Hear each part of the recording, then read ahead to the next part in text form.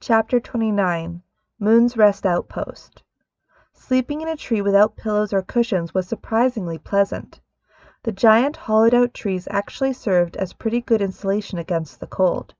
It was cleaner than one might expect a tree to be, particularly the inside of one. No signs of insects or rot. There were multiple layers of bunks which spaced themselves according to the size of the hollowed-out tree.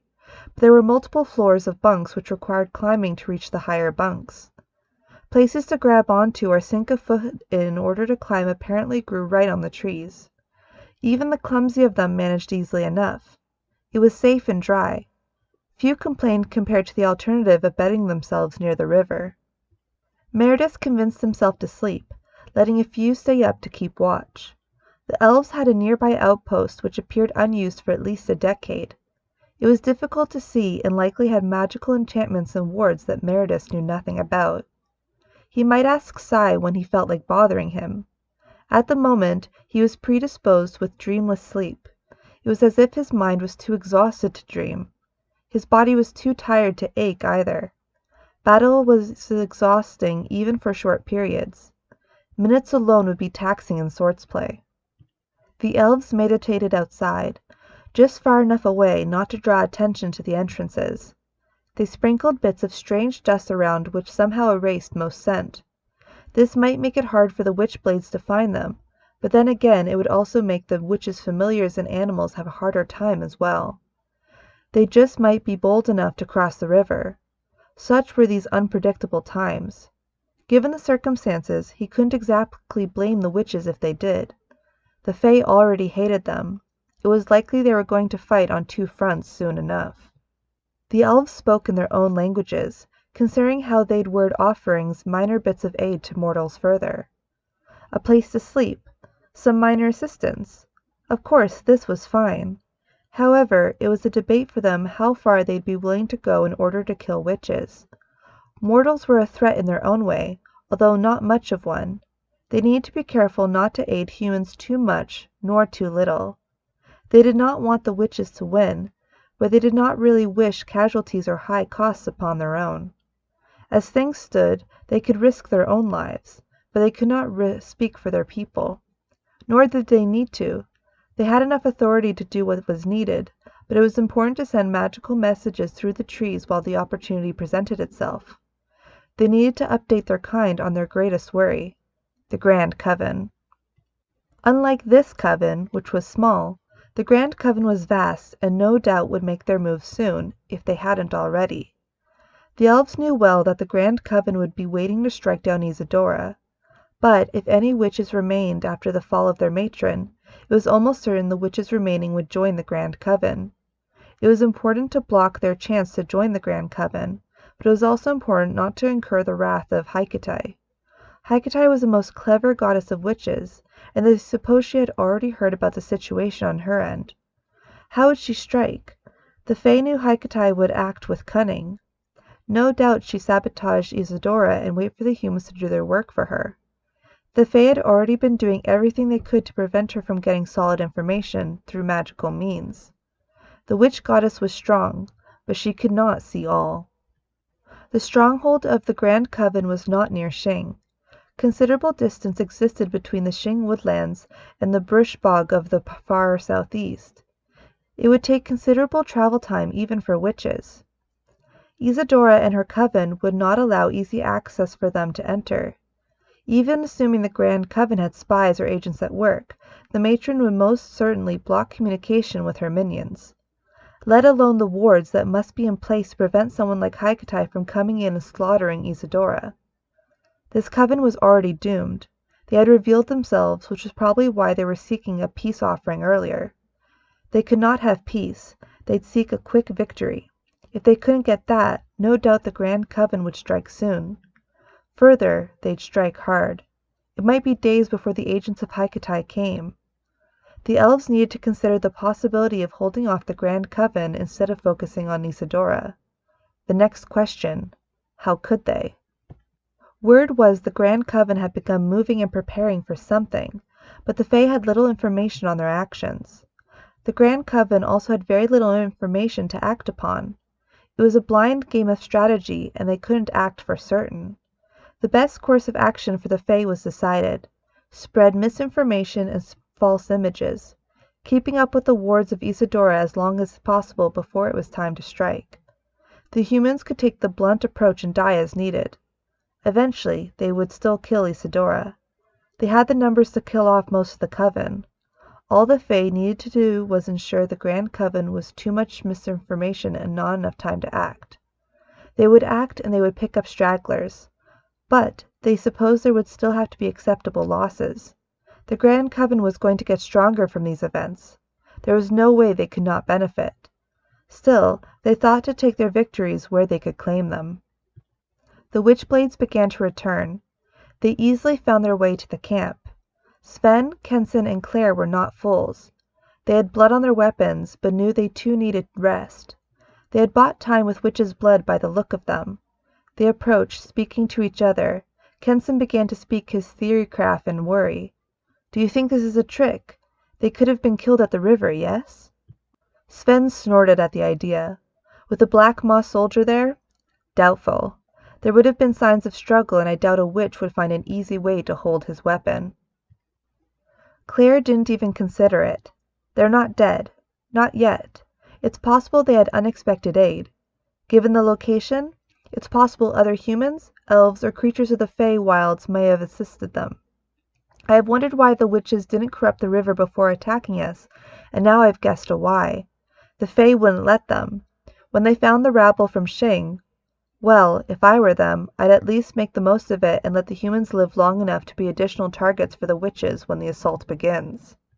Kenson glanced around carefully through the trees. Would we be able to spot an outpost? It would be difficult, yes? Sven growled and sniffed. Their scent is hidden. Claire smoked her pipe and kept her other hand on her blade, which was unclean with witch blood. Most likely elves, then. Moon elves. Hard to say their numbers, if any. Kenson kept looking with his eyes glowing in the black of night. Trees made it impossible enough to see, but he seemed to have little trouble navigating.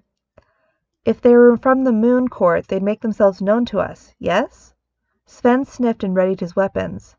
Not immediately. They're rude. They like to listen in on conversations. They like to laugh at clumsy little witch hunters. Why don't you come out? Arendella smiled from her treetop. Her cloak made a near-perfect cover. These witchblades were skillful. In fact, she suspected they'd make far greater allies against the witches than the hosts of men they found earlier. The leader wasn't immediately apparent, but at last she managed to figure out the pecking order. "Moon hides you well, travelers. I am Arendella of the court. We came to offer aid to your witch hunt. Those you seek are in an outpost not far." Kenson eyed her up and down. She smirked a little at him. Predictable little mortals. The poor things can't help themselves, can they? She thought. Claire didn't seem to notice her attire and smoked her pipe some more. After a moment of consideration, she relaxed slightly, making a quick, quiet blow into the air as her snow owl made its way over.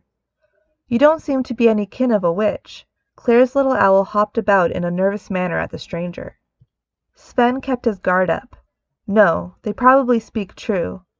Claire nodded and lowered her hood, which was littered with runes and other protections.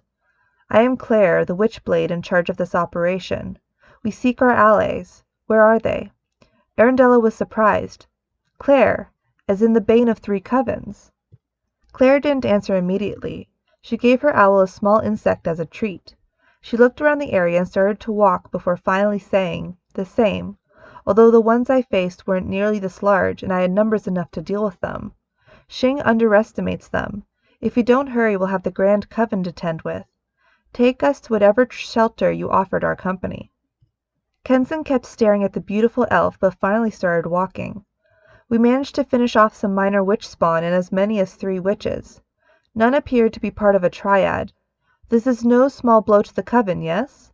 Of course, they eventually prepared to overwhelm us, and so we fled." Sven groaned as if pained, though it was more to his pride. "I could not retrieve 2 of my arrows. The hags had some of their thralls run away from me, carrying my bolts." Claire nodded. "That is a blow unto itself. However, considering the trade, it's one I gladly give." Sven reminded her. It is not you who pays for my arrows. They are not easy to make. Kenson countered, Well, it is you who chose such a weapon. I'd be willing to split part of the cost. Claire said matter-of-factly, We'll be billing Xing for our services, so you'll be well compensated. Arundella was curious now. How did you get proof of killing the witches in order to be compensated, I wonder? Claire's owl got another insect as a treat. Hunter collects eyes. His talons are the proper size and often used as proof of a dead witch. Arundella inquired further, Allow me another question. How do you avoid the witch's curse? Upon death, witches make use of powerful curses. Sven answered, Kill them so they cannot speak. Kill them with iron and silver so their magic is weak. Wear cloaks and runes to protect you from magic. If they do not speak, all is fine, although many have cursed me. Claire seemed cursed in some way because she spoke as if from experience. It's not uncommon for witchblades to be cursed until they eventually die. For the most part, curses matter little unless it is a powerful witch and you killed them improperly. The most powerful witches need to be killed quickly and quietly. If you do not, it makes the hunt difficult. They now approached the small outpost. Selreth was ready for them. Moon hides you well. Welcome to our outpost. Your men sleep. Claire looked at the trees and finally guessed the basics of the situation. In the trees, then? Selreth nodded, not impressed by her deductive reasoning. Indeed. Claire looked around and wished to know only one thing. Which one bunks the soldier? Selreth actually knew which one she meant. Ah, that one. He motioned to a tree, pressed his hand on it, and the wood opened up a cavity she could enter. Inside the tree, Meredith lay on a wooden bunk protruding from the edge of the tree. He didn't have his blanket, probably given it to the water priestess or her boy. Claire removed her hood completely. She removed bits of armor little by little. She placed her weapons on the floor. Her pack and coats were removed. She slithered out of her pants, then the rest of her clothes until very little remained. We killed 3, if you're wondering, she said seemingly to no one. Meredith made a quick gruff acknowledgement. His eyes were a man's, of course, nor did the darkness blind him. Her skin was olive-colored, her stomach toned, and all that mud looked good on her skin. Claire was smooth-skinned with surprisingly few cuts on her body. Her figure was tempting, and as she turned, she made no attempt to hide her bust or hips. She stretched and gave Meredith a good look at her front. She had to know he could see her, right? Or perhaps the point wasn't to seduce, so much as she no longer had the energy to feel shame. She was going to sleep and pop her back before she did so, with no regard to Meredith, who said, It's not often a woman enters my quarters and starts to strip. Claire moved towards him, not fully naked, but certainly with purpose. It's cold and you're going to warm me. Surely you don't mean to protest. He most certainly did not. Actually, seeing her now, she was rather pretty when she wasn't covered in mud. She made her way to him and pressed her body against his. It did not seem like she made any real effort to make sure no one else entered. Her little owl was most likely outside, finding a place to sleep.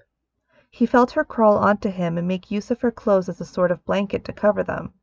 She was before him, sliding herself against him, melting into his chest and finding herself a comfortable position. He felt her breath against his neck. Meredith looked at her and let his body do what it wished, slowly making play of her as she began to speak. This has happened before, then. Have you ever taken a woman? Well, this was sudden, but no man in his right mind would deny it. Meredith answered honestly, sliding his hand down her back. Yeah, a few. He was almost too tired to want sex. Almost. Claire wondered more as she settled into a comfortable place against his chest. She rested on him, making use of her new mattress, burying herself into muscle as she liked. Have you ever borne children? A family? Meredith blinked, staring up at the darkness above him instead of the purple-haired huntress. No, I don't know if I could have a family now. Claire turned her head away from him and faced the wall, but seemed to be relaxing. No, I suppose not. Black Maw would kill you, wouldn't it? Meredith wasn't sure that was it. No, I mean, we have a cure now. I'm sure Darius would share it. He's the one who sent me here. Claire pretended not to be curious, but didn't hide her interest. There is a cure now. So quickly. Such should not be possible. Black Maw rejects magic. Meredith didn't know how the cure worked, of course. Seen it work. No idea how. Claire muttered under her breath. I suppose the world is just changing then. Meredith could agree with that. Yeah, it's changing all right. He didn't bother hiding the grim undertone. Claire seemed afraid to ask the next question. You don't have to answer, but what did you find in Blackmaw? Meredith let himself chuckle while playing with her hair. I'll tell you if we make it through this mess. Kill the coven, and if you still want to know. Claire let an eye peek over to him, letting her fingers go from his arms to his face. All right, then let us hope that you survive. It will not be easy. She slid off his pants and his hands went to her sides. He pet her hip and let his hands wander where they wanted. Mouths touched.